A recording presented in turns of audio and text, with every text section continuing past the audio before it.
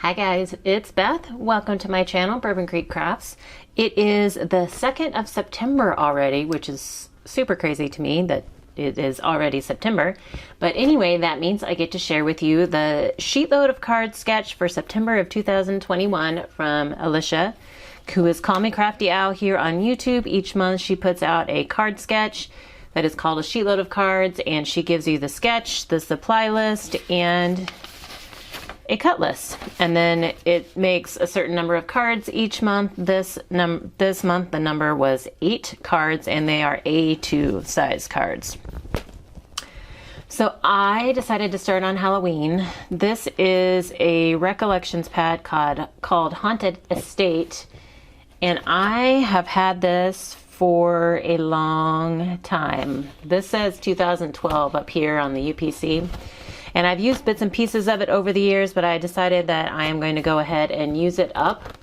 And so I have scraps that were already left in here, and then I managed to use up almost 2 sheets for my cards.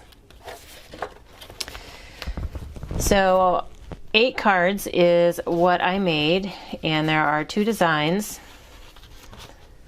which usually Alicia's sketches do kind of allow for 2 different designs within each set, because to maximize paper you cut different parts out of like each patterned paper sheet, if that made any sense at all.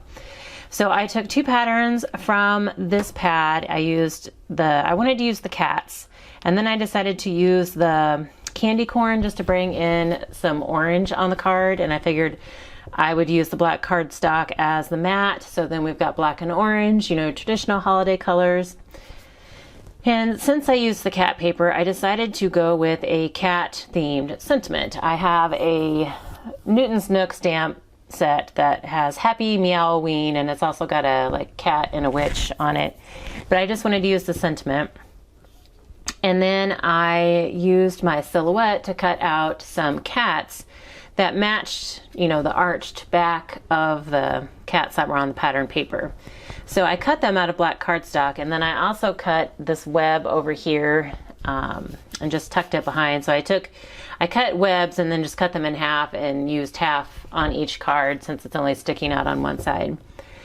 And then I have a black Wink of Stella pin, which I never use because it's, I don't know, I don't want to put it on something that's not black, just because it kind of changes the coloring instead of just adding the glitter like the clear does. And so I decided to take the advantage of this opportunity and use it on these cats. So what I ended up doing is I had my silhouette cut out like the number of cats I needed, so 8 cats. And then once, you know, the machine, if you're familiar with any kind of electronic die cut machine, there's usually a mat you put your paper on, you feed the mat in, the machine cuts and it shoots the mat out. I left my whole paper on the mat, so even though it had cut these out, I didn't pull off like the excess yet. I just left it all on the mat, and then went in with my Wink of Stella and colored the cats before I ever even took them off of the die cutting mat.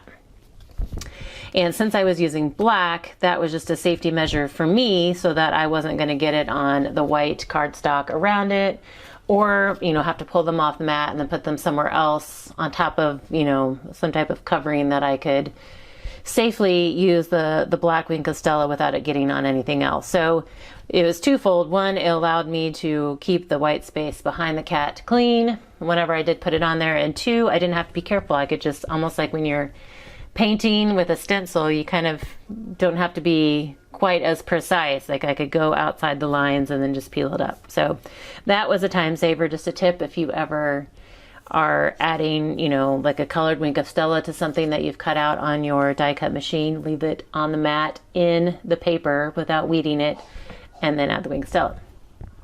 So that was one of the things I did. And then the other way I kind of saved time was the borders here for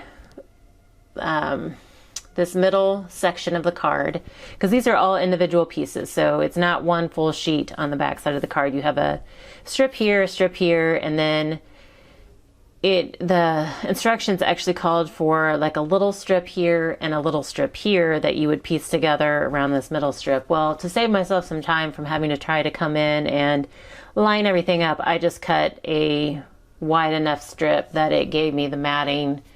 I wasn't worried about conserving cardstock. I have tons of black cardstock, so I didn't worry about that. So that was the other way that I tweaked this sketch. And I just used white card bases, and the pattern paper covers the whole card base on this particular sketch. And I think that was it. I also used my Misty to help me stamp. Like I could just feed in, you know, put my white pieces in the same spot on my Misty stamp helper and, you know, just stamp, so I didn't have to try and line it up or, you know, risk not getting it lined up correctly. So that was another time saver as well. But these are my cards for the 2021 or September 2021 Sheetload. If you would like to learn more about the Sheetload of cards that Call Me Crafty Owl puts out, her video will be linked in the description box below. You can check out her video to see how you can get your copy of the Sheetload. You do have to be a subscriber to download it. And then also there are other collab team members who also did their take on the Sheetload for this month, and they will be listed in the description box below as well. So please do go check them out. But I thank you guys so much for your time today, and I hope you all have a very crafty day.